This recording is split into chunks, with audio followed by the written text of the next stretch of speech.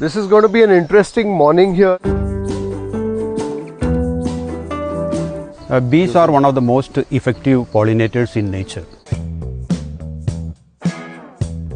Now you can come closer and you can see the hives. Oh, look at that, golden beads of honey.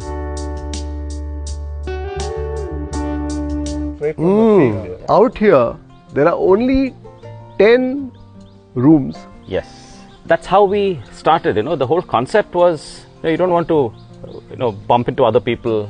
Even though it's a 400-acre estate, we wanted to feel like it's all yours.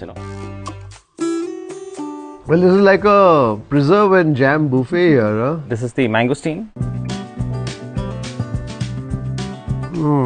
It's very creamy, right? Arecanut, mangosteen.